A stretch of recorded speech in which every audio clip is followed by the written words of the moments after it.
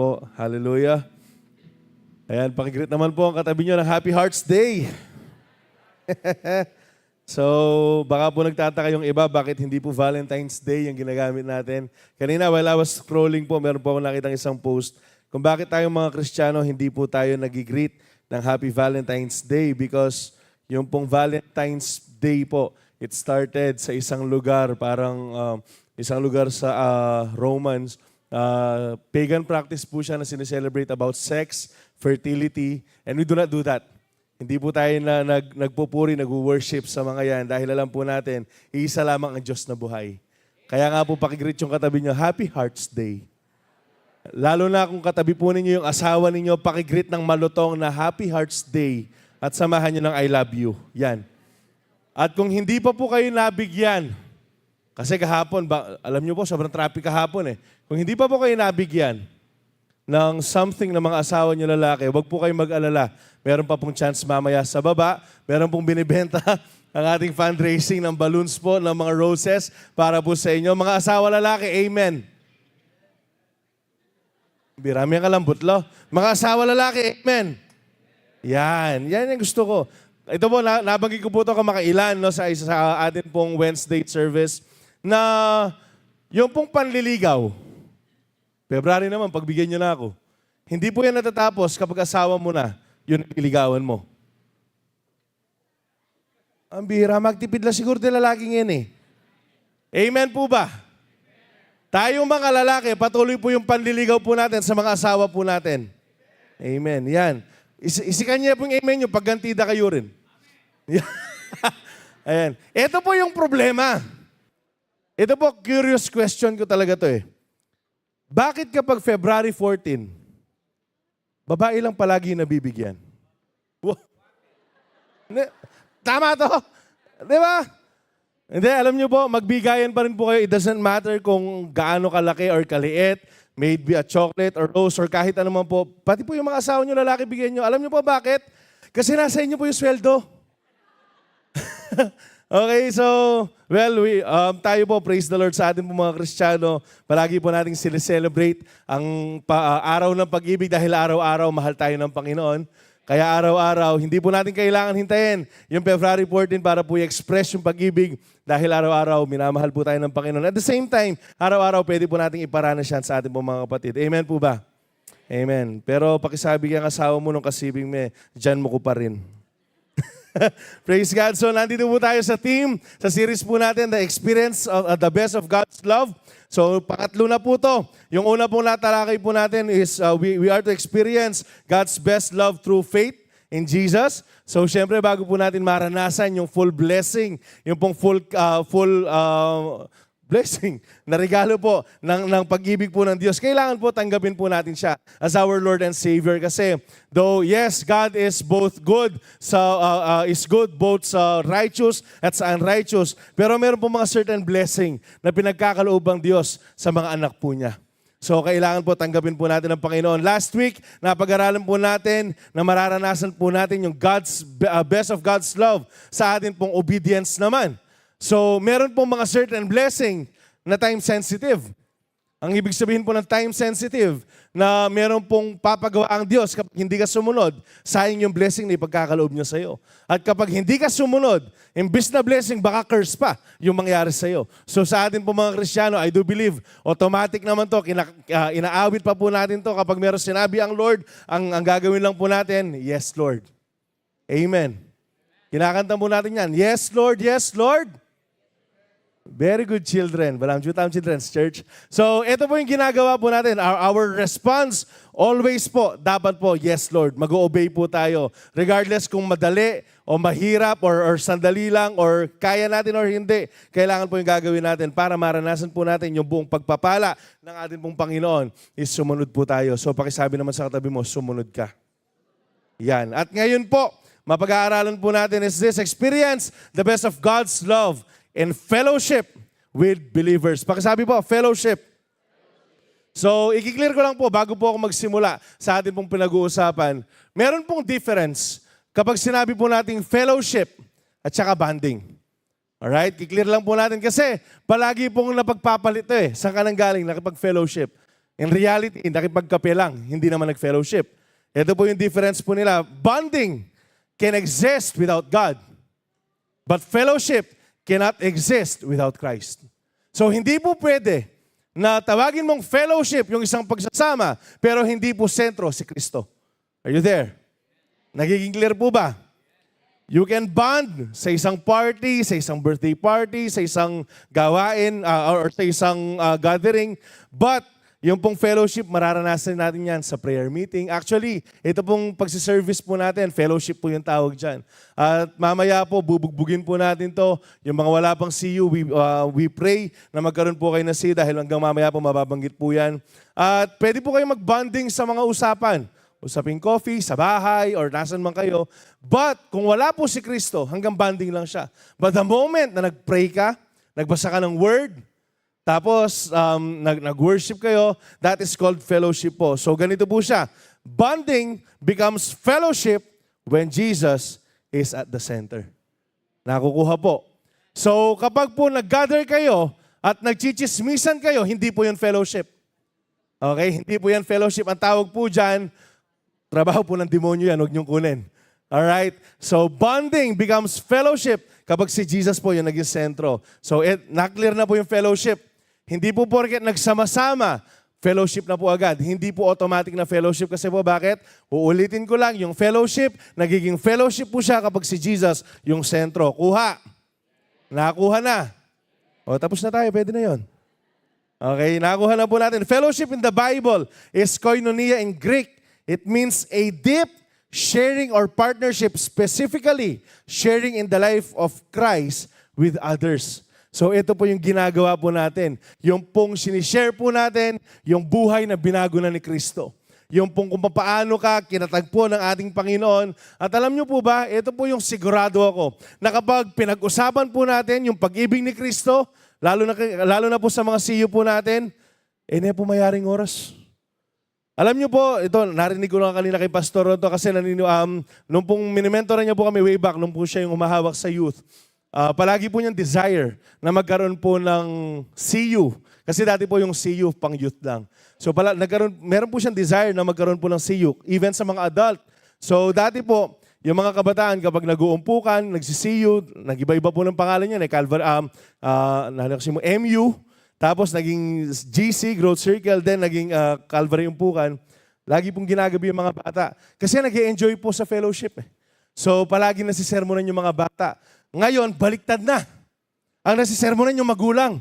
Kasi bakit? Maniwala po kayo sa hindi ng kasakit may kawakawani. Potang impisa sabihan, lugod na ng Ginoo. Ngayon, tatanungin ko po kayo, aanuhin ko lang yung sinasabi ni Pastor Ron. Magtaas po ng kamay yung wala pang CU. Yan, 1, 2, 3, 4. Sige po, taas lang po ng kamay, huwag po kayong mahiya. Lahat po ng wala pang CU, mga forerunners, please, pakitignan po sila. Sige po, once again, lahat ng mga wala pang CU, taas po ng kamay. Ay, karakalda pa. So pagbaba po ninyo, bago po kayo bumaba dito, pwede po kayong dumiretso sa function para po isabay po sa atin po mga first-timers and then mag-join po tayo ng CU. Okay, sa mga hindi po nakakaalam, konting background lang, ano po ba yung CU? Ito po yung small group na tinatawag po natin. Sa ibang church po, ang tawag po nila dyan, cell group, life group, pero sa atin po, Calvary Umpukan po yung tawag po natin. At ano po ba yung CU? Ito po yung second family dito po sa church na kung wala na po yung nag-invite sa inyo, kung hindi nyo po nakakasama dahil busy, pwede pa rin po kayong pumunta kasi meron po kayong makakasama. Meron din pong mananalangin para sa inyo. At meron pong yung pong mga pag-uusapan ninyo dyan, hindi chismis. Palagi pong si Kristo. Amen. At kung meron pa pong mga pwedeng itulong, ayan po yung pinakaunang pwede po nating lapitan. Yung pong CU po natin. So once again, after the service po, pwede nyo pong sabihin sa mga ushers or baba po kayo, diretso po kayong function or lapitan nyo po kami para mabigyan po namin kayo ng CU. Kuha po ba? Nakuha po ba? Nakuha po ba? Bala ako makaklak mo. Praise the Lord. So, para po hindi sayang. Kasi po sobrang nakaka-enjoy na magkaroon ng CU. Alam niyo po ba, that life is not meant for you to be alone. kailangan po ine-enjoy po natin yung buhay na meron po tayong mga kasama. At syempre, alam ko, yung iba po natin, meron mga asawa. Pero lalo na po sa church, importante na meron po tayong see you. Mamaya, mapag-aaralan po natin bakit. So magagaling po yung pag-uusapan natin sa Psalms 133. Ang sabi po dito, "Behold, how good and pleasant it is for brethren to dwell together in unity. It is like the precious oil upon the head, running down on the beard of Aaron, running down on the edge of his garments. It is like a dew of Hermon, descending upon the mountains of Zion. For there the Lord commanded the blessing and life forevermore." Ito po yung kinanta po natin kanina. Alright, so ang sabi po dito, sobrang ganda. Sobrang kaaya-ayang pagmasdan na kapag nagsasama-sama, okay, na merong iisang puso ang mga anak ng Panginoon. At alam niyo po ba, merong problema kapag pumasok ka dito na meron kang problema na nakabusangot ka, tapos lalabas ka, nakabusangot ka pa rin? Meron pong problema kapag ganyan. Kasi ito po, fellowship po to eh. So ang ibig sabihin, kailangan ma-encourage ka dito. Alright, so kung hindi ka nag-encourage, apat po yung service natin, atinan mo lahat, baka ma-encourage ka na. Hanggang po tayo mamayang gabi. Alright, ang sabi po dito, "For brethren to dwell together in unity." Kasi po bakit? Meron pong samahan na yung purpose hindi po for unity. Meron pong samahan, and I do believe wala po sa Calvary, yung purpose po for this unity. Ano pong ginagawa? Nagsasama-sama nga, pinag-uusapan yung pastor na mataba. Ako lang wari. Ako po yun. Alright, alam nyo po, wag nyo pong gawing pulutan yung mga pastor sa inyong usapan kasi bakit? Hindi naman kayo umiinom eh. Huwag niyo pong gawing ulam sa inyong pagkainan ng inyong mga pastor. Okay? Or kung sino man mga leaders. If you have issues po, pwede niyo po kaming kausapin. Okay? Mukhang may issue talaga kayo ah. Example lang. Ang sinasabi ko po dito, huwag po tayong mag-gather para po sumira ng isang tao. Kasi po bakit? Minsan alam niyo po yung problema dyan. Ay sister, pwedeng pag-pray natin si brother ganito. Bakit? Meron kasi siyang babae. Alam niyo po yan? Ano po yan? Sakit Kristiyano? Pag-pray natin si ano. Bakit na paano? Pinagchismisan instead na pinanalangin. Yung purpose, hindi naman ipag-pray. Ano yung purpose? Pag-usapan. Alright, so, ang gagawin po natin sa atin, we will dwell together in unity na pinag-uusapan ng ating pong Panginoon. Amen. Then yung pong verse 3, ang sabi dito, "For there the Lord commanded the blessing." Ano po yung blessing? Life forevermore. Meron pong blessing kapag nagsasama-sama po tayo in unity. Ang tanong, sinong gusto na ng blessing ngayong araw na to? So, sandali lang po ang ating mensahe. I hope mabigyan niyo po ako ng ilang pagkakataon na pakinggan po natin at mayakap po natin ang buo kung ano po yung gustong ituro sa atin ng Panginoon. So, experience the best of God's love and fellowship with believers because fellowship helps us grow in strength and wisdom. Ito daw po yung naibibigay ng fellowship. Tinutulungan tayong lumago, pinapalakas, at lalong-lalo na maging marunong. Kasi po bakit? Maraming matalino, pero hindi marunong. Maraming matalinuhan, pero hindi po marunong. Mamaya po mapag-aaralan natin kung ano yung dunong. So sabi po ng Ecclesiastes 4:9-12, "Two people are better off than one." Mas mainam yung dalawa kaysa sa isa. Bakit daw? For they can help each other succeed. If one person falls, the other can reach out and help. So, ito po yung kagandahan ng dalawa kayo. So, kapag daw natalisod, kapag nadapa, kapag nayoko, kapag meron nangyaring hindi maganda, merong isang nagre-reach out. Merong isang tumutulong. Ang sabi po dito, "But someone who falls alone is in real trouble." So, kapag may nangyari sa'yo na hindi maganda, kapag nangailangan ka pero wala kang malapitan, malaking problema yan. Kaya po yung focus po natin ngayon, yung pong fellowship po natin. Likewise, two people lying close together can keep each other warm. But how can one be warm alone? Lalo na po sa mga mag-asawa, baliw po itang potang malag na tsing metong. Maliban po kayong bayi Jessic na lumakasahop ken, yakapsul. Lalo na kayong malamig ang panahon. Sana po may mandilo tamo. Pero sobrang importante po na meron kang kasama. Papaano kaya yakapin kung ikaw mag-isa? Matakot ka. Mag-bind ka kapag merong yumakap sa'yo pero mag-isa ka sa bahay. Kaya marimla-rimla. Yung hangin. Mag-pray ka ta kapatid. So ang ibig ko po sabihin dito, but how can one be warm alone? Ang ibig po sabihin dito, kapag mayroong mga pagkakataon na nanlalamig ka, na nakakalimutan mo yung mga pangako ng Panginoon, meron daw magpapaalala sa'yo. Meron tutulong sa'yo na na parang charcoal, na kapag nalalayo ka sa grupo ng mga nag-aalab na mga uling, meron daw maglalapit sa'yo. So ito po yung importante. Merong tutulong sa'yo para magpainit ka ulit. A person standing alone can be attacked and defeated, but two can stand back to back and conquer. Ito po yung palaging ginagawa ng mga bida sa mga dating pelikulang Pilipino na palagi pong potang adwaan na lamo, kaya 1,000 lang ang kalaban da. Mag-back to back na rin. Mabaril din, ako balo bakit? Kasi po bakit? Bantayan Okay, tulungan Na kapag merong umaatake, merong nagpipray. Kapag merong struggle, merong tumutulong sa burden. Pero ito po yung maganda. 3 are even better. Pakisabi po, 3 are even better. For a triple braided cord is not easily broken. So imagine, kung gano'n nakatibay yung dalawa, mas matibay daw yung tatlo. Pero ito po yung maganda, sa CU, hindi lang tayo tatlo. Sa CU, 10 pa tayo. Makanano na katamo nga kalas kalaban, ning kalaban nung kay CU dakal tamo. Ang ibig ko po sabihin, hindi lang tayo back to back. Back to back to back to back to back to back, kaldareta. Ang ibig po sabihin, gwardyado po tayo kapag nasa CU po tayo. Kaya pakisabi sa katabi mo, mag-CU ka na. Sa kabila naman, maging active ka rin. Alam niyo po, masarap sa CU. Palagi may pagkain. Sinasabi ko sa inyo, di man ako ganito kataba dati Hindi, sinasabi ko po, masarap pong mag-CU. Promise. So sa mga hindi pa po nakakapag-attend, sa mga inactive, alam niyo po, ito lang yung sasabihin ko sa inyo. I-try niyo po ng ilang beses lang. Kunyari, 1 month straight. Try niyo lang po ng 1 month straight. Di ko lang alam kung mapapauwi pa kayo ng asawa niyo na maaga. Sigurado mag-i-enjoy po tayo. You were never designed to grow alone. Isolation weakens, but fellowship strengthens. So ito po yung nangyayari. There's no such thing as a Lone Ranger Christian. Hindi mo pwedeng sabihin na mag-attend na ako man, okay na ako. Come on. Kaya nga kapag may problema, nalilihis ka agad Kapag may problema, natitisod ka agad Kapag may problema, agad mo nakikita, nakapa mag-church kasi makanini.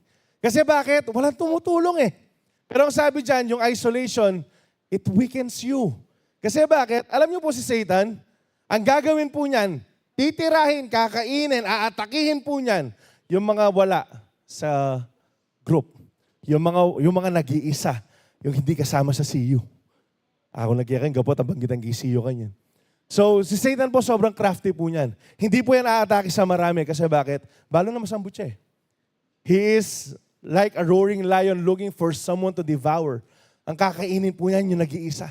Yung aatakihin po niya yung nag-iisa. Kaya kung nag-iisa ka, kapatid, kailangan magkaroon ka ng ka-fellowship. Kasi bakit? Ang sabi po dyan, fellowship strengthens. At pakatandaan po natin, lalo na po ngayon, ito po yung nangyayari ngayon, isolation is one of the enemy's most powerful strategies. Kasi po bakit? Magiging mabilis para sa kanya na patumbahin ka bilang Kristiyano kapag nag-iisa ka. Nakukuha po ba natin? Nakukuha po ba natin? Kaya pakisabi sa katabi mo, huwag kang mag-isa. Yan. Nakuha po ba? Kailangan po hindi po tayo mag-isa. Lalo na sa lakar Kristiyano po natin. Pastor, mag-pray na ako man. Praise God kung nagpipray po kayo. Pero kung hindi po kayo nag-a-attend ng fellowship, kung hindi po kayo nagsisiyu, you are missing out a lot. Meron po kayo nami-miss out sa buhay po ninyo. Because sobrang dami pong binibigay na pagpapala ng Panginoon sa bawat isa po sa atin. Sino po dito yung sa mga nagsisiyu, taas po ng kamay, no? Yung pumasok ka, dumating ka sa CU, sobrang burdened mo, na parang wala ka sa sarili mo kasi sobrang bigat ng problema mo. Pero lumabas ka, masaya ka. Sige po, magtaas ng kamay. Magtaas lang ng kamay. Sige, lahat ng nakaranas na pumasok ka sa CU, sobrang bigat ng pakiramdam, na meron kang battle na nilalabanan, pero paglabas mo, masaya ka. Magtaas ng kamay. Sige po, manatili lang nakataas yung kamay. Nabusog pa, yan. Bumigat ng 1 kilo, yan. Lahat ng nakataas ng kamay, manatili lang po nakataas. Sa mga hindi po nakataas ng kamay, ito po yung nami-miss out po ninyo. Ito po yung kailangan pong maranasan po ninyo. Maniwala po kayo sa hindi, sobrang sarap na datang ka po king CU, tingkang problema, na meron kang bit na malaking problema, pero paglabas mo, may take out ka pa. Come on. Word ni Lord. Alright? Sobrang saya po niyan. And ito po yung hopefully tayo pong lahat maranasan po natin kasi grabe pong kanyaman. Maniwala po kayo, meron po sa mga nagsisiyo. After po nila magsiyo, alam nyo kung ano pa yung gagawin nila? Magkapela pa rin. Kasi, kasi makakabitin eh. Kasi po nakakabitin. Kasi ganyan po yung design ng Lord sa atin. Nabalo yun po yung kanyaman kisiyo. Papasok ka pa lang. Praise God, kasama po natin ang Panginoon. God is omnipresent. Kasama po natin siya kahit saan. Pero iba pa rin yung pakiramdam na alam mong meron kang kapatid na nagdadala ng burden na meron ka. Alam niyo po, it gives you confidence. Siyempre, kapag kasama po natin yung Panginoon sa battle. Pero iba din yung pakiramdam, yung confidence na nadadala kapag alam mong harap ka sa battle, pero meron kang kasama sa likod mo. Na hindi ka sasaksakin sa likod. Ang gagawin nila, itutulak ka nila para makatayo ka ulit. Kaya po masarap mag-see you. Once again, pakisabi sa katabi mo, mag-see you ka na. Ano pong ginagawa po natin? We lift each other up, we encourage each other para po manatili tayong matatag. Ito po yung isa sa ginagawa natin. Basahin ko po yung verse na to. Proverbs 27:17. Ito po yung pinakapuso ng atin pong see you. Ng small group po natin. As iron sharpens iron, so one person sharpens another. So ito daw po yung purpose ng CU natin. As iron sharpens iron, tayo daw po mas umuupo tayo. So one person sharpens another. Alam niyo po sa CU, hindi lang po puro tawanan. Hindi lang po puro tawanan. Sa CU po mararanasan niyo yung minsan iiyak yan tapos mamaya tumatawa na. Hindi po sila baliw. Okay? Pero kung paano po gumagalaw ang Panginoon. But at the same time, ito po yung isa sa mga pinakamasarap, I do believe, na recipe ng CU. Yung pong correction. Yung pong correction. Ngayon, hindi ka na lang sa pulpito na kukorek eh. Pati sa CU mo kapag nisasalita ni Pastor. Minsan, alam niyo po, mas matindi lang mag-correct din ka CU. Yung, meron po kaming CU one time. I-share ko lang to. Di ko na lang papangalanan. So, meron po nag-open sa amin sa CU namin na sabi niya, sabi niya, hindi na ako confident. Ayoko na mag-open dito sa group na to kasi sabi niya, parang di naman kayo interesado. Tapos kasi sabi niya, parang si Pastor, ganito ganyan. Sa CU ko po to, sa mga bata. Tapos po, alam niyo, meron nagsalita sa mga CU ko, kinorek eh. Hindi bro, dapat ganito bro. Kasi sabi ng Bible bro, ganito. Umuwi po kaming matagal. Kasi bakit? Ila po mismo may correctan lang. Kasi meron pong mali eh. At ito po yung sinasabi ng so one person sharpens another. Alam niyo po ba kapag nagtatayes kayo, anong Tagalog nagtatayes? Naghahasa kayo ng kutsilyo. Meron pong isang vlogger na chef, ang sabi niya, meron pong mga natatanggal dun sa kutsilyo. Bakit? Para po mas humasa po yan. So ang ibig ko po sabihin, meron po talaga matatanggal sa atin. Kasi alam mo minsan, darating ka sa siyo, bad trip ka eh. Darating ka sa siyo, ayaw mo yung isang kasiyo mo eh. Meron po bang ganun? Hintayin niyo po yung number 2. Pero ang sinasabi ko lang, meron po talagang matatanggal sa atin. Kasi bakit? Meron pong tinuturo ang Lord sa atin para sa gayon, ma-mold po tayo kung sino yung gusto ng Panginoon na ma-mold tayo through the CU. Ngayon, kung kinorek ka naman, tapos na-offend ka, it's your call. Bahala ka na doon. Kasi bakit? Yung pong purpose ng CU, kaya ka kinokorek kasi mahal ka ng kasiyo mo. Dito po, kung bakit po kami nagko-correct dito, bakit? Kasi mahal po namin kayo. We don't want you to go to hell. But it is your choice kung mapunta po kayo ng impyerno kasi hindi po namimilit ang Lord. Nakukuha po natin. Pero I do believe walang mapupunta ng impyerno dito. Magpapatuloy po tayo. Walang ma-offend. Walang magtatampo. Masaktan na kayo kung masaktan, pero magpabago po tayo sa Panginoon. Amen po ba? Kasi po bakit? Hindi naman iko-correct kung tama. Tama. Tama. Hindi naman po kayo, hoy, ayusin mo yung buhay mo. Bakit? Tama ka kasi. Wala pong ganun eh. Kung bakit may correction, kasi may mali. So let God mold us po. Pa-correct po tayo kapag may, kasi yan po yung purpose. Kung wala pong correction, kung puro blessing yung pinag-uusapan, kahit mali na, ini-encourage ka pa rin na hindi, okay lang. Hindi po yung pag-ibig. That is deception. Hindi ka mahal ng tao na yun, tinutulak ka ng tao na yun pa impyerno. And praise God, wala pong ganyan sa Calvary. Kaya po dito po, ulitin ko, masaktan na po tayo kung masaktan, pero magpabago po tayo lalo na kung totoo. Amen po ba? Sige po, palakpakan po natin ang Panginoon.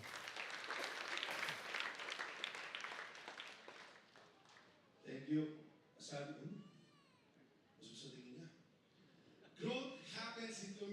Nasa-search po ito, sabi dito, when someone corrects you in love, when someone prays for you in weakness, when someone speaks truth when you're confused, and when someone stands with you in battle. Iron sharpens iron, ang sabi po dito. And sharpening is not always comfortable.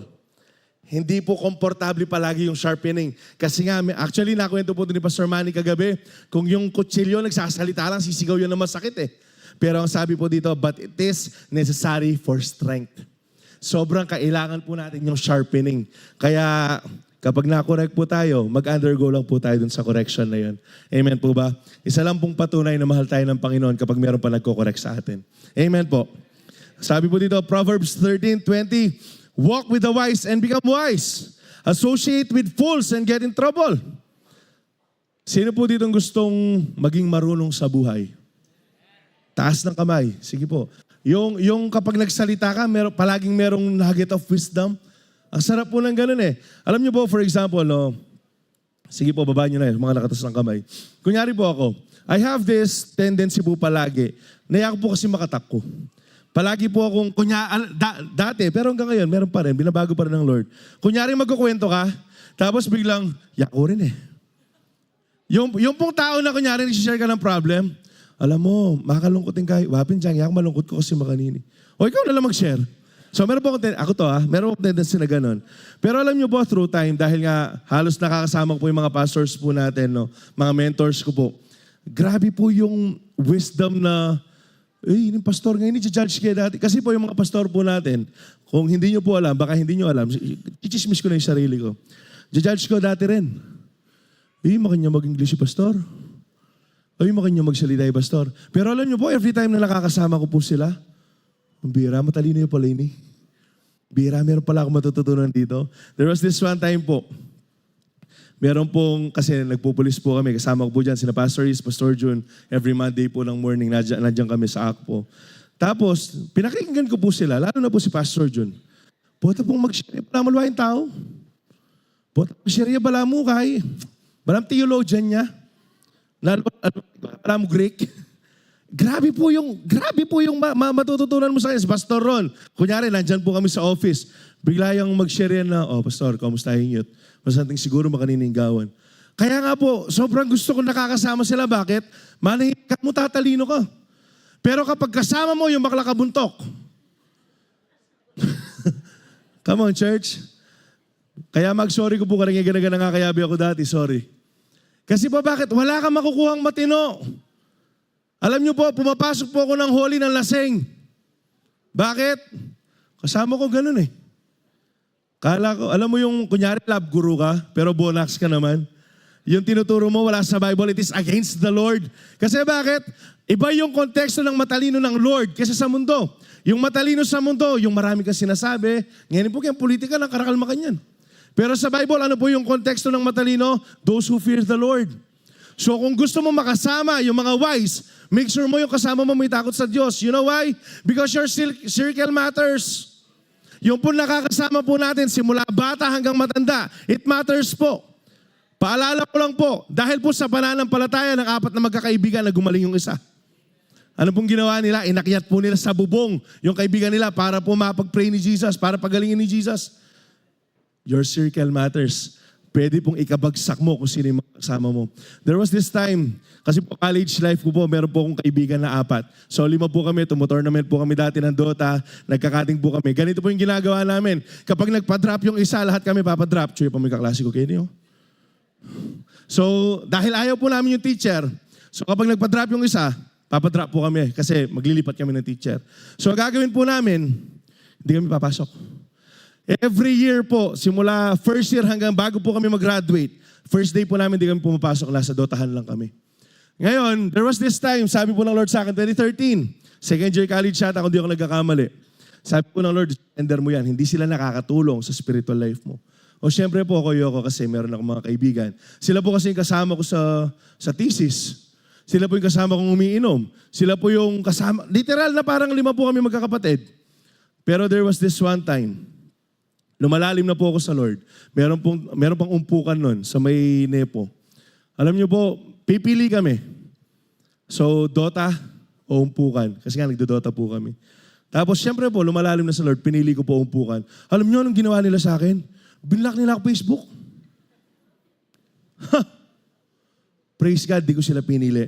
Pero ngayon po nakakasama ko pa rin naman sila, pero hindi na po kagaya ng dati. Ang sinasabi ko lang, your circle matters. Kung yung nakakasama mo na mga kaibigan, hindi ka nila inilalapit sa Diyos, ito yung sasabihin ko sa'yo, iwan mo. Kung meron kang kumare, puro chismis, iwan mo.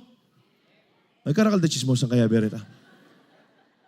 Kung meron po kayo nakakasama, puro addiction, puro alak, puro ganito, na hindi po kayo nilalapit sa Diyos, iwan po natin. Kasi bakit? Kung hindi po natin iiwan yan, ilalayo po tayo niyan sa atin pong Panginoon. Kaya nga po, your circle matters. You want to be wise? Walk with the wise. At gusto niyo po makikita ng mga wise people? Mag-attend po tayo na see you. Mag-attend po sa Calvary Temple. Sa mga nasa online, kung gusto niyo pong tumalino, nandito po yung mga matatalino. Praise the Lord. Hallelujah. Associate with fools and get in trouble. Kasi po bakit? Ito po yung nakakatakot kapag yung kasama mo yung mga fools. Biblical, sabi po dyan. Kapag nasa consequence part na, wala na yan. Sama-sama kayong gagawa ng kalokohan. Pero kapag nasa consequence na, wala na yung mga yan. Naniniwala po ba kayo doon? Ito mga kinukwento ko na ito, mga sinasabi ko. There was this one time na operahan ako. Elaminta Hospital. Buri kong panyakalang batal. Sa alak po, share-share kami. Nagigets niyo yung point? Pero nung nahirapan na ako lalo, yung menos pag yung bultit kim ako. Come on.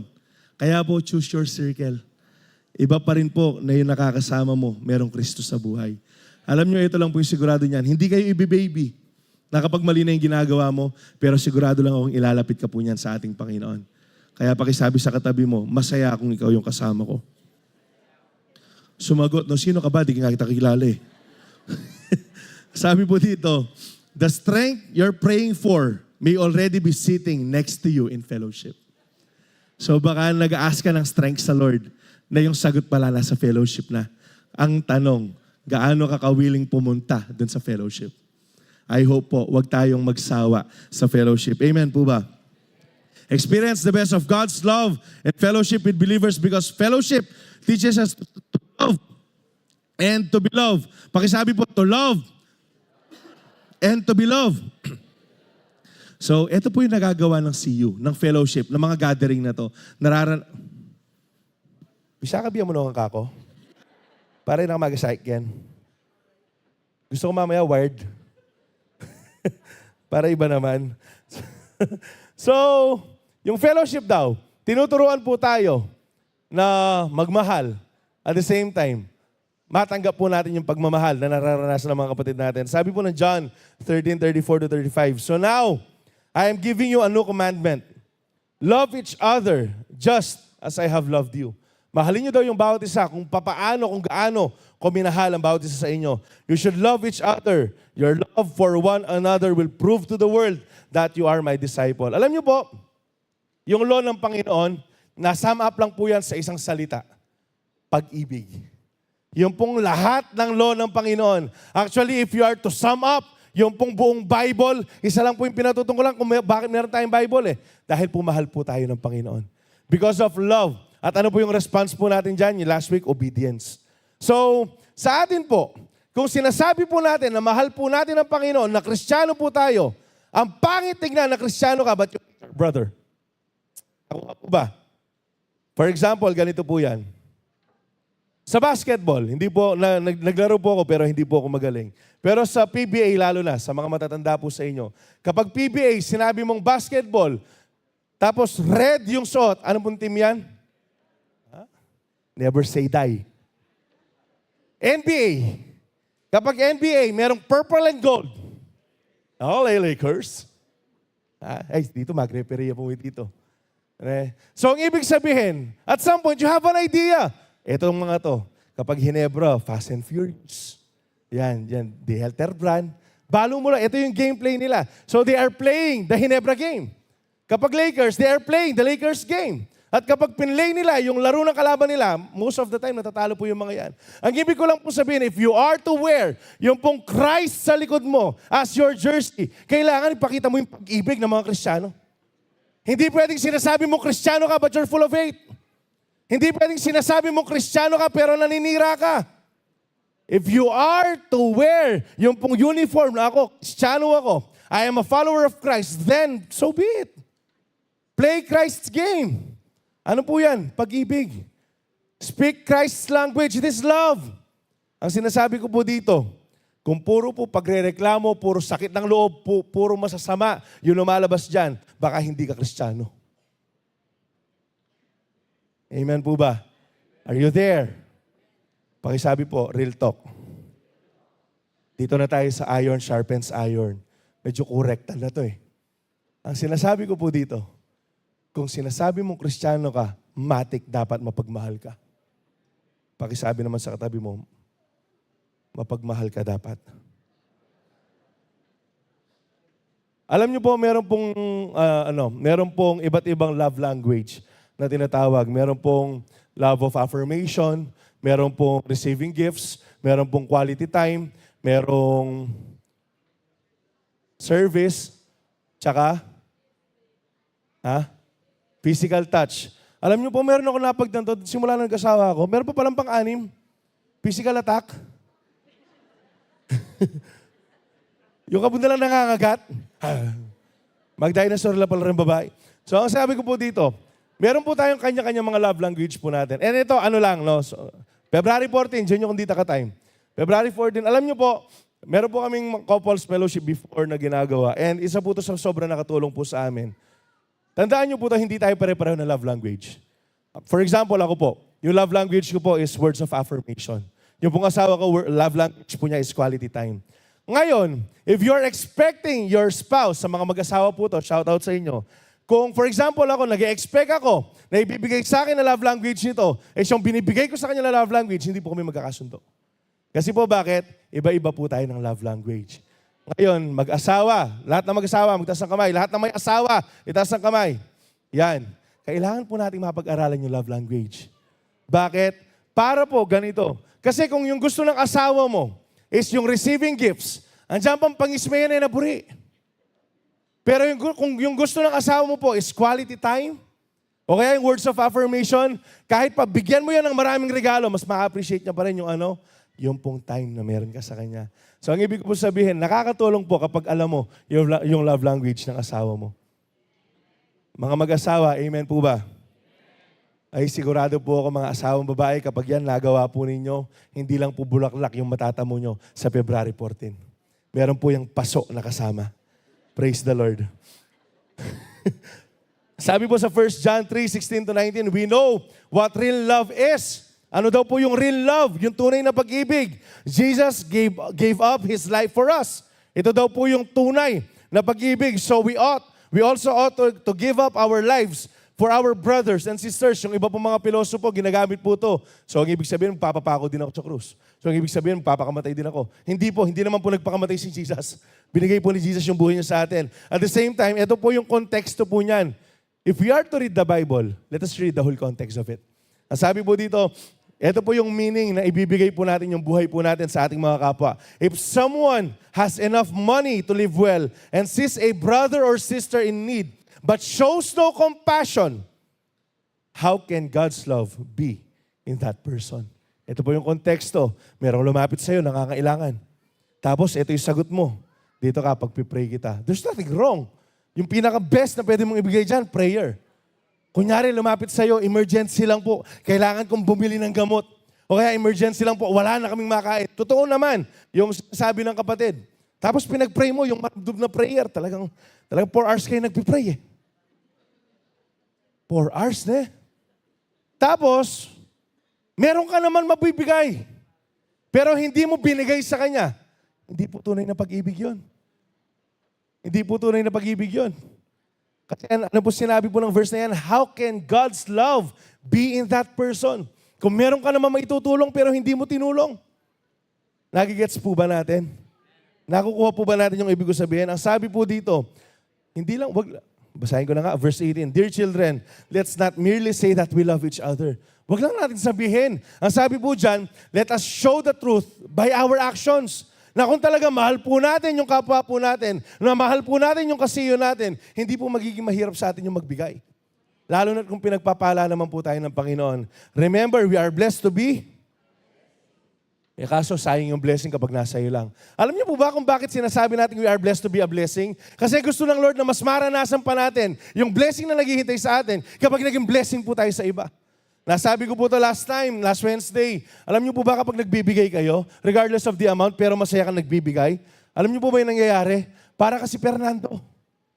Para kasi Coco Martin. Hindi ka naubusan ng bala. Yung pistol na, yung karakal-bala, palang dinala niya eh. Ang sinasabi ko lang po, habang nagpapala ka, pinagpapala ka ng Panginoon. Kaya nga po yung mga generous, lalo po nagiging generous. Bakit? Kasi po habang binibless sila ng Lord, yung mindset po nila, hindi para mag-enjoy lang. Yung mindset po nila, para tumulong po sa iba. Kaya pag sabi sa katabi mo, maging generous ka naman. Nasaan? Dewag. Baka humingi po kayo sa kanila. Ito naman po yung problema. Ang sinasabi ko lang po, kailangan maging aware po tayo. But I do believe wala lang ganito sa Calvary. Huwag nyo naman pong gawing gatasan yung siyo ninyo. Are you there? Hindi po gatasan yung siyo. Ang ibig ko po sabihin, hindi po lahat ng problema mo sa siyo mo ibibigay. Tutulungan ka na siyo, pero sisters, brothers, wala kasi kami pambayad ng kuryente eh. Praise God kung matulungan ka nila. Kaya kung monthly na lang, pinapabayad mo sa kanila yung kuryente, lumipa ka na lang sa kanila. Sa kanila ka na lang makitulog. Ang sinasabi ko lang, huwag po tayo mamihasa. Amen. Naniniwala naman din po ako na kahit nahihirapan po tayo, pinagpapala pa rin tayo ng Diyos. So, umasa po tayo sa Diyos, huwag sa CU. Amen. Praise the Lord. Ang sabi po dito, Jesus said, the world will know we are His disciples by our love. So, fellowship is where love becomes visible. Sa fellowship po yan, na mas nagiging visible po yung pag-ibig po natin, yung pagtutulungan po natin. Love is, ang sabi po dito, carrying someone's burden. Ito po yung kasama, nandito po yung isang sikreto ng pag-ibig na dinadala mo yung bigatin na meron yung kapatid mo. Showing up when it's inconvenient. Alam niyo po, maraming ganyan sa CU. Andiyan pang ganingaldo, kapag nasiraan ka, kapag meron nangyaring problema, kapag merong emergency, tatawag ka sa CU, mabilis na baka Mike Enriquez eh. Kasi po bakit? Meron ka support system kasi. Giving when it costs something and forgiving when it hurts. Ito po yung pinapakita po natin na mahal po natin ang bawat isa. It's saying love is not just a word. It is an action word na kailangan ina-act it out po natin. Kailangan pinapakita po natin. Pwede po nating sabihin lahat na mahal po natin ang bawat isa. Pero sa gawa po natin, doon nila makikita kung talaga mahal po natin sila. Amen po ba? Kaya nga maging mapagmahal po tayo. Ang sabi po dito, meron po tayong example sa Acts 2:42, yung pong ginawa ng mga disciples po. No, after po nilang ma-receive ang Holy Spirit, so, ginawa po nila, nag-gather po sila, all believers devoted themselves to the apostles' teaching and to fellowship and to sharing in meals, including the Lord's Supper and to prayer. A deep sense of awe came over them all. Kasi bakit? Actually, yung pong fellowship po nila dito, araw-araw. Ela po tutok nang, ela sasawa. And if we are to look an example sa Christian church po, hindi po yung church dito po sa mundo. Kasi po bakit? Pwede po natin gayahin yung church dito, church dyan, pero bandang huli magpo-fall po yan. Merong problema kasi nakatingin ka sa tao. Tignan po natin yung biblical example, Book of Acts. Ito po yung example po ng church talaga. So dahil araw-araw nagsasama po sila, they devoted themselves. Ang ibig sabihin po, hindi po sila nag-a-absent, andyan po sila palagi. Masaya sila nag-gather para po pag-usapan ang salita ng Diyos, hindi ang ibang tao. Para po mag-fellowship, para po mag-share ng meals, kasi po ang ginagawa po nila dati, dyan po sila nagsasalo-salo, pati po communion, dyan po nila ginagawa, at nananalangin po sila. Dahil ganito po yung nangyayari. Ganito po yung ginagawa nila. A deep sense of awe came over them all. Ang sabi po dito, the apostles performed many miraculous signs and wonders. And all the believers, pakisabi po, all the believers met together in one place and shared everything they had. And they shared everything they had. Kasi bakit? Palagi po nasa fellowship. Naging iisa na po yung puso. Ang sasabi po dyan, hindi yung ilang believers lang. And all the believers, ang sabi po dyan, shared everything they had. They sold their property and possession and shared the money with those in need. Ang binasa po natin, yung translation niya sa Tagalog, ibinenta na ang lahat ng kanilang pagmamay-ari, hindi para bumili ng bagong sasakyan. Kasi wala naman sasakyan nun eh. Hindi para mag-enjoy lang sa sarili nila. Para po ipamigay nila sa mga kapatid nila na nangangailangan. Come on. Ano po nagtulak sa kanila? Dahil sa fellowship. Naging kaisa po nila ng puso ang Panginoon because of fellowship. Kaya po nagawa po nilang ibahagi kung ano man ang meron po sila. They worship together at the temple each day and met in homes for the Lord's Supper. They shared their meals with great joy and generosity. They shared their meals with great joy and generosity. Masaya po sila nagbibigay. Pwede kasi nagbibigay ka pero hindi ka masaya. Pwede sumusunod ka nga sa Lord, nagbubuisit ka naman. Sinabi ko po ito sa third service last week, yung pong pagbubusit nakakapangit. Ngayon, i-assess nyo yung katabi nyo, tignan nyo yung katabi nyo. O yan, alam nyo na kung masunurin niya na nagbubusit. Kaya pa. Nakukuha nyo po, alam nyo po, ang pangit ng Kristiyanong nagbubusit. Ang pangit po ng Kristiyanong nagbubusit. Kasi nga, pinipresent po natin si Jesus. Si Jesus ba, ganyan yung mukha kapag nandito? Puro kawari bugnuti naman. Alam ko po mayroong mga pagkakataon na talagang hindi natin maiiwasan magkaroon tayo ng problema. Pero ang sinasabi ko lang, masaya pa rin kahit may problema. Amen. Masaya, tama pa rin dyan ating problema. Amen, Kristiyano. Lalo na masaya tayo kapag nagbibigay. Praise the Lord. All the while praising God and enjoying the goodwill of the people. Each day of the Lord added to their fellowship those who were being saved. Alam niyo po, dahil po nag-fellowship po sila, nakuha po nilang ibenta yung mga ari-arian nila, ibigay sa mga nangangailangan. And then, alam niyo po yung naging bunga ng joyous fellowship nila, ng generous fellowship po nila, maraming naligtas. Marami po ang naligtas. Ngayon, tatanungin ko po kayo, let's be honest, sino po sa inyo yung nananalangin ng 10,000 souls? Sino po sa inyo hanggang ngayon, hindi po tayo bumibitaw doon sa 10,000 kaluluwa? Mag-enjoy ka sa fellowship. Kasama pala dyan yung sagot sa panalangin mo. Kasi bakit? Kapag nakita ng mga tao sa labas na nag-enjoy ka dito sa loob ng church, sa presensya ng Panginoon, siguradong itatanong nila, nanong atin, Ken?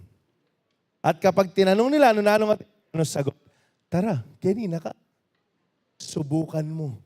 Alam nyo po, marami na pong sumubok at hindi nagsisi nang sumama po sila ng fellowship. See you po sila. Kaya uulitin ko po sa lahat ng mga nagtaas ng kamay kanina, wala pong condemnation. But I'm gonna ask you one more time na after po ng service, lapitan nyo po kami para maisali po namin kayo sa mga see you po natin. Nakuha po ba natin? Our fellowship, our see you fellowship should be a channel of God's love, caring and helping people spiritually, mentally, physically, and financially. Ito po yung benefit ng see you. Ito po yung benefit ng siyo, tinutulungan ka spiritual, tinutulungan ka mental, tinutulungan ka physical, at pati financial. Amen. Ano, bisa agad ang financial? Kasi tayo na yung tumutulong financial. Ganun pala yung tanggap. Okay. Galatians 6:2. Carry each other's burdens, and in this way, you will fulfill the law of Christ. Once again, ano po yung law ng Lord? Love. So, we are to carry. Alam niyo po yung ibig sabihin ng carry? Na-explain po kanina ni Pastor Ron, habang pinakinggan ko siya, yung salitang synergy. Alam niyo po yung synergy, ganito po siya. Kung ako, kaya kong magbuhat ng isang sako ng bigas. Tapos si Brother Clayton, kaya niya magbuhat ng isang sakong bigas. Kapag nagsama po kami, kakayanin po namin magbuhat ng 3 sako ng bigas. Mas marami po kami nagagawa. And if we are to carry each other's burden, imaginein po natin kung gaano ka-light yung magiging buhay ng isang Kristiyano. Lalo na po sa CU po natin. Kaya wag po nating i-miss yung CU. Sabi po dito, fellowship teaches us humility, that we need each other. It teaches us compassion, that others needs us as well. And it teaches us sacrifice, that love costs us something. Na ito po yung ginagawa po natin. So, kapatid, nanalo ka po. May kanina ka. Mag-enjoy tayo po kay CU. At saka wag po tayo mag-absent sa fellowship. Wag po tayo mag-absent sa fellowship. Bakit po? Ito po yung reason. Experience the best of God's love in fellowship with believers because fellowship brings us closer to God's heart. Kaya kung bakit hindi ka dapat mag-absent sa fellowship. Kasi po bakit yung fellowship inilalapit ka sa presensya ng ating Panginoon. Sa puso ng ating Panginoon. Unity among believers attracts the presence of God. Yung pong unity among the believers, ina-attract po yan yung presensya ng Panginoon. Remember, Tower of Babel? Yung po sa Genesis, na nagkaisa po yung sanlibutan. Ang sabi po nila, gagawa tayo ng tower, abutin natin yung langit, and we will make name for ourselves. They were united. They have this one language. Kaya po ano sabi ng Trinity? Nag-uusap po sila. Walang imposible sa kanila kung mananatili silang ganyan. So they confused them. Kaya po nagkaroon ng iba't ibang lengguwahe ngayon. Pero imagine this, kung bumaba yung Trinity because of unity sa maling paraan, hindi ba't bababa yung Trinity kung magandang paraan naman? Hindi ba't bababa, mararanasan po natin yung presensya ng Panginoon kung sama-sama po tayo nagpupuri naman sa Kanya. And alam nyo po, subukan nyo to. Lalo na kung nag-worship po kayo sa siyo ninyo, meron pong mga pagkakataon yung nakakatagal po sa hindi naman yung pagkain eh. Doon sa amin po, meron part na may pagkain pa rin.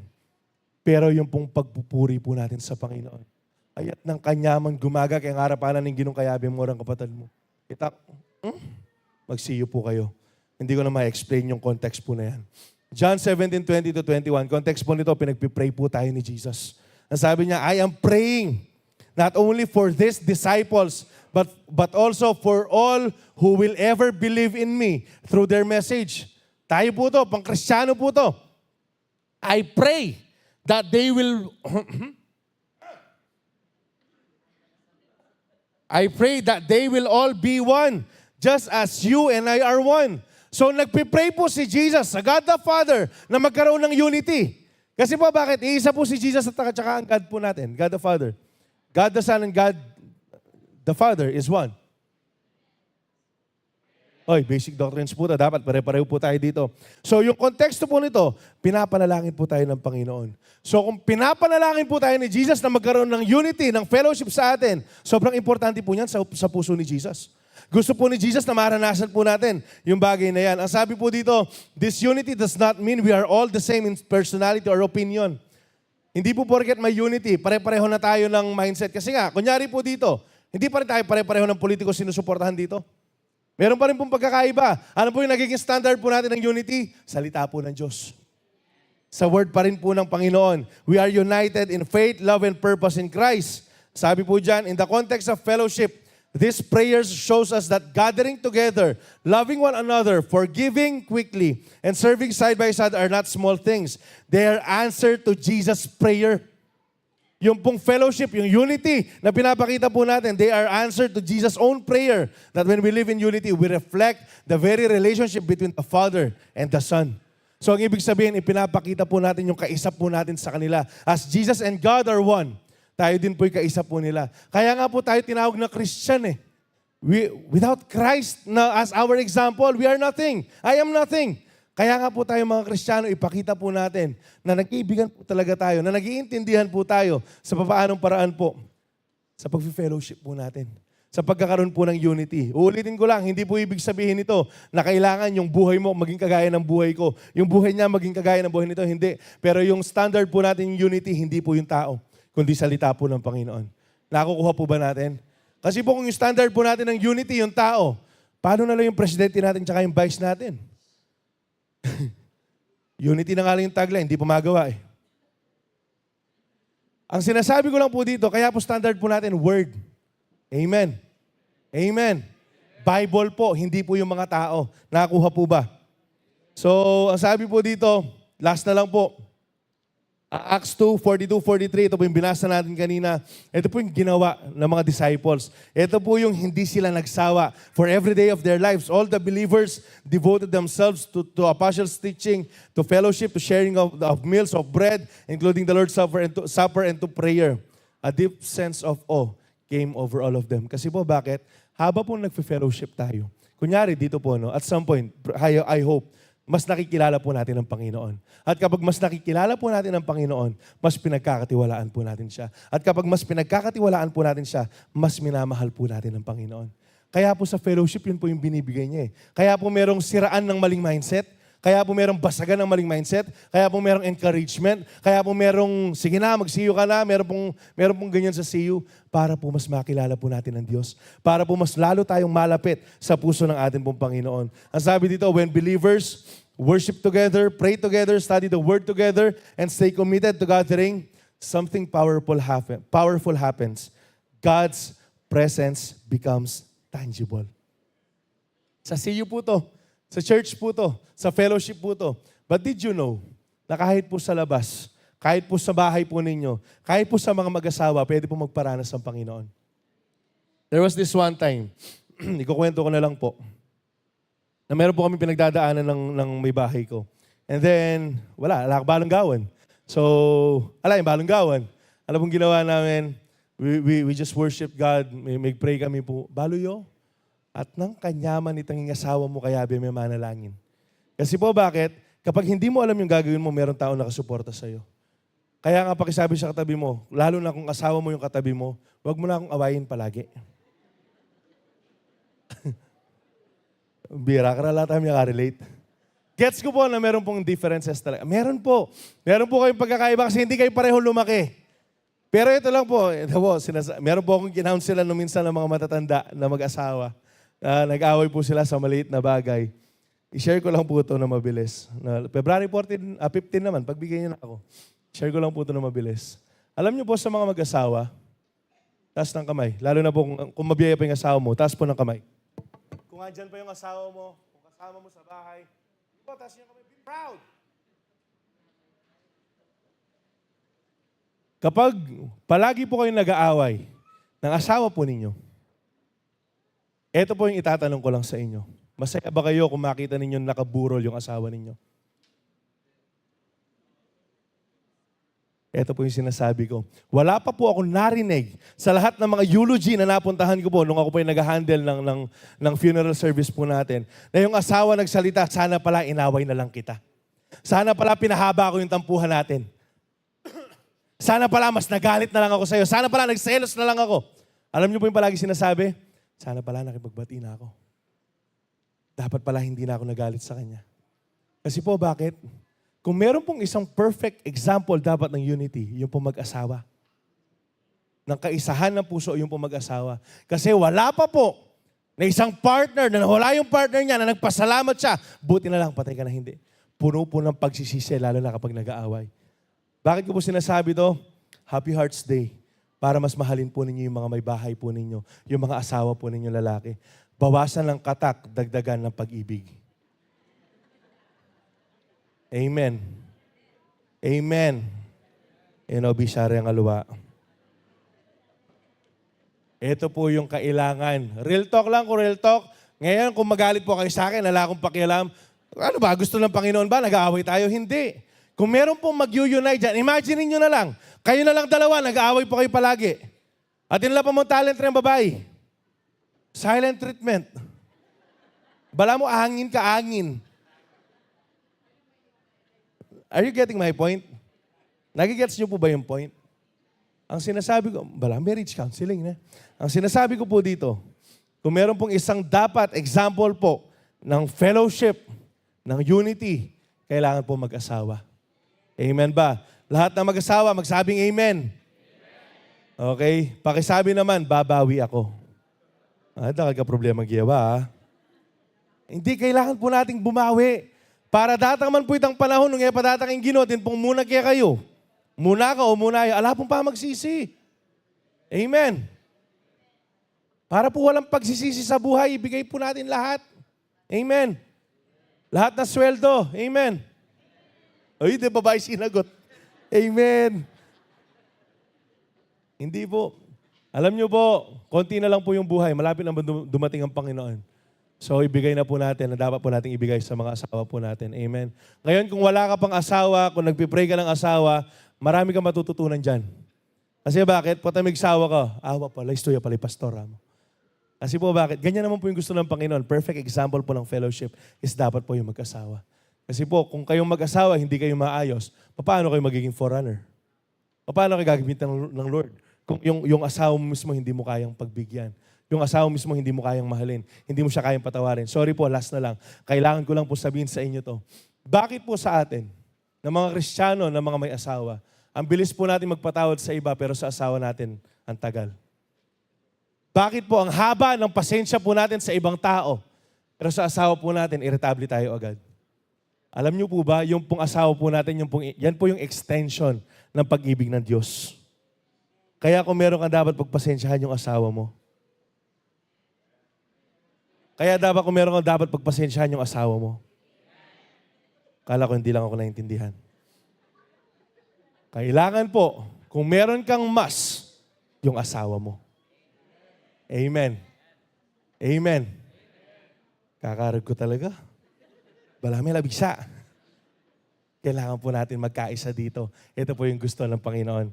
Sabi po dito sa Hebrews 10:25, to sum it all up, and let us not neglect our meeting together. Huwag ka daw mag-absent. Huwag ka daw papalya-palya. Huwag mo daw unahin yung birthday kaysa sa service. Huwag mo unahin yung piyesta kaysa sa see you. Dakal pa tamag pamiesta gini. Let us not neglect our meeting together as some people do. Kasi meron ng gumagawa niyan. Meron ng mga nag-absent. Meron ng mga nanlalamig. But encourage one another, especially now. Ano pong sabi na naka-highlight? The day of His return is drawing near. Na dapat hindi ka na mag-absent ngayon. Bakit? Kasi malapit na dumating ang Panginoon. Imagine mo, nag-absent ka tapos dumating si Jesus. Hindi ko naman sinasabi hindi ka mapupunta na langit. Bahala ka doon. Ang sinasabi ko po dito, masarap na dumating si Jesus, nang tayo ng ating Panginoon, sama-sama tayo na nadirito tayo. Na nagsisiyo ka, na nakikipag-fellowship ka, nakaisa ka sa puso ng ating Panginoon. Amen po ba? Kaya po, pakisabi sa katabi mo, huwag kang mag-absent. May it be in CU, may it be in prayer meeting, please, I encourage you po, kung hindi pa kayo nag-a-attend ng prayer meeting, every Wednesday po, 6 p.m., dating po kayo. Meron pong ginagawa ang Panginoon.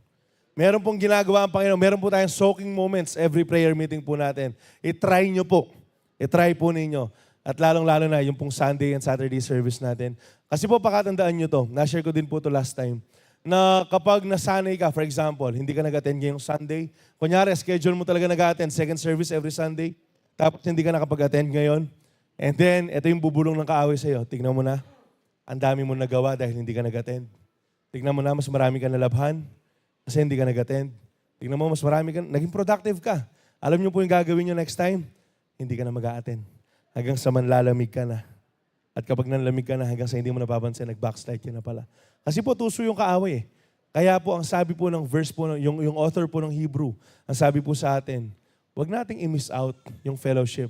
Huwag tayong mag-absent para lang sa mga birthday. Yung pong birthday buong araw. Amen? Yung pong birthday, buong araw po yan. Nung nag-celebrate po ako ng birthday, simula sa lubong ng 12 hanggang sa maging 13, yun lang po yung birthday ko. Isang buong araw po, yung service 2 oras lang. Yung see you, 2 oras. Mahigit. Lalo na kapag may pagkain. Ang sinasabi ko po dito, let us set up our priorities right. Unahin po natin palagi yung Panginoon. Bakit? Kasi malapit na po siyang dumating. Amen po ba? Yung ginagawa po natin gathering dito, practice po yan kasi yung gagawin natin sa langit. Yan po yung i-enjoy po natin sa langit. So, wag na po tayo mag-absent. Amen po ba? Amen. Praise the Lord.